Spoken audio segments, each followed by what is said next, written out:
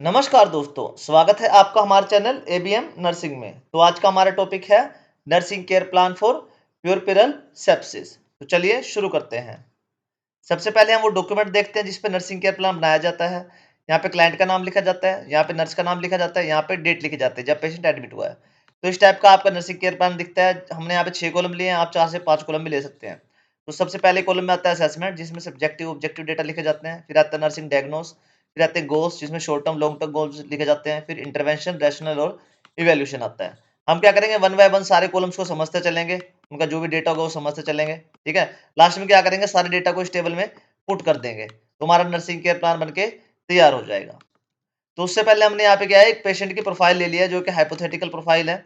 आप assignment submit कराओगे तो इसको आप आइडेंटिफिकेशन डेटा भी लिख सकते हैं। तो यहाँ पे पेशेंट का नाम लिखा है हमने, अनीता कुमारी, एज लिखी है, जेंडर लिखा है, ऑक्यूपेशन लिखा है, क्या काम करते हैं वो, एड्रेस लिखा है, कहाँ से बिलोंग करते हैं, मैरिटल स्टेटस लिखा है, एडमिशन डेट लिखी है, कहाँ से मतलब किस डेट को एडमिट हुए हैं, वो डायग्नोस लिखा है, पेरिफेरल सेप्सिस है उनको। ठीक है, मतलब जो प्रसवोत्तर मतलब प्रसव के बाद जो इन्फेक्शन हो जाता है ना, ठीक है, वजाइनल डिलीवरी के जो डिलीवरी के बाद जो इन्फेक्शन हो जाता है, ठीक है, तो उसको कहते हैं पेरिफेरल सेप्सिस। तो उसमें मेडिकल हिस्ट्री क्या आ रही है पेशेंट की, कि वो 7 दिन पहले उसकी क्या डिलीवरी हुई है, और वो कंप्लेंट कर रहे हैं कि उनको फीवर आ रहा है, फॉल्स मेलिन का वजाइनल डिस्चार्ज हो रहा है उनका, मतलब गंदी स्मेल का थोड़ा वजाइनल डिस्चार्ज हो रहा है उनका, और एब्डोमेन पेन भी हो रहा है उसको। ठीक है, एलर्जी कोई नहीं है पेशेंट को, वेट इतना है और हाइट इतनी है। तो ये आपका हो गया पेशेंट प्रोफाइल। उसके बाद आपका आता है सबसे पहला जो कॉलम आता है वो आता है असेसमेंट का। ठीक है, तो असेसमेंट में हमने सब्जेक्टिव डेटा और ऑब्जेक्टिव डेटा लिखते हैं। सब्जेक्टिव डेटा कौन सा होता है, जो पेशेंट हमें खुद बताता है कि वो क्या फील कर रहा है।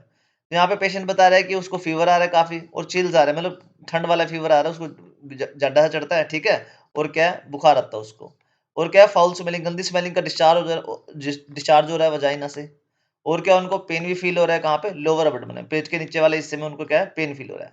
फिर आता है हमारा ऑब्जेक्टिव डेटा, जो नर्स खुद ऑब्जर्व करके लिखती है। तो टेम्परेचर कितना आ रहा है पेशेंट का, 102 डिग्री, 2.2 डिग्री फ़ारेनहाइट आ रहा है, उनका काफ़ी हाई फीवर आ रहा है उनको। ठीक है, पल्स रेट उनकी काफ़ी तेज़ चल रही है, 110 आ रही है।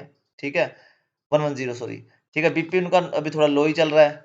और क्या है, जो लोकी है उनका, जो वजाइनल डिस्चार्ज है उसका क्या है, फाउल स्मेलिंग है, काफ़ी गंदी स्मेलिंग आ रही है, स्मेल आ रही है उसमें से। ठीक है, लोअर एब्डोमिनल टेंडरनेस है, टाइटनेस है काफ़ी।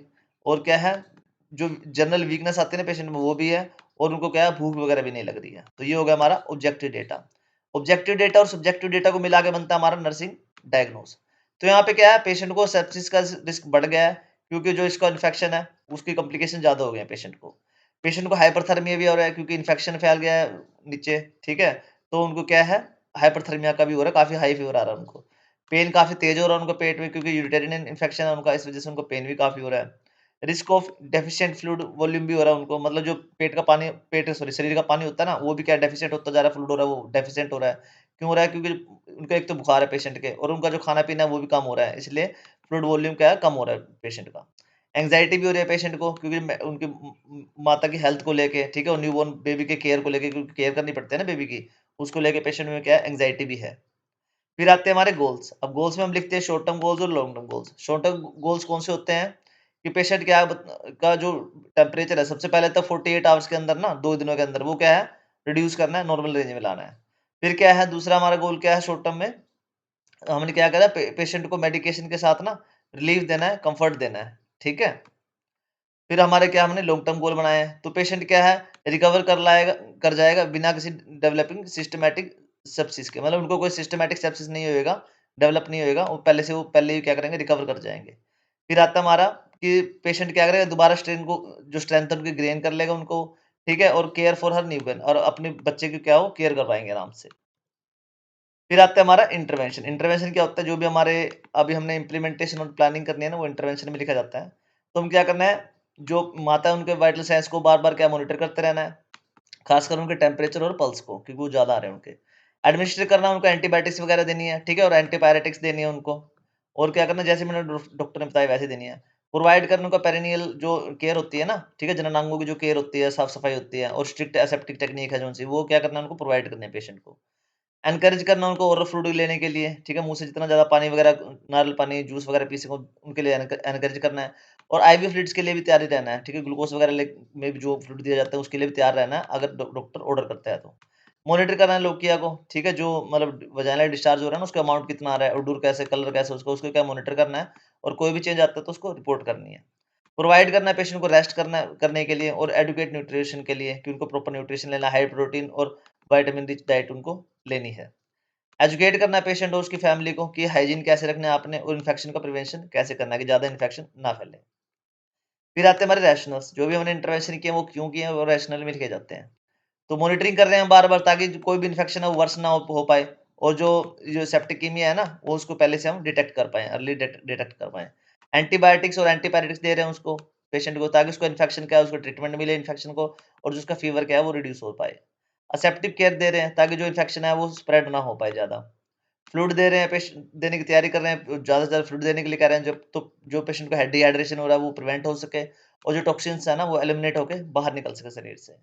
मॉनिटर कर रहे हैं लोकिया को, ठीक है, किस लिए, ताकि जो वर्सनिंग ना हो पाए इन्फेक्शन की, मतलब इन्फेक्शन ज़्यादा ना हो पाए कि फॉल स्मेलिंग वगैरह से गंदा डिस्चार्ज होगा तो उससे क्या है इन्फेक्शन ज़्यादा बढ़ सकता है।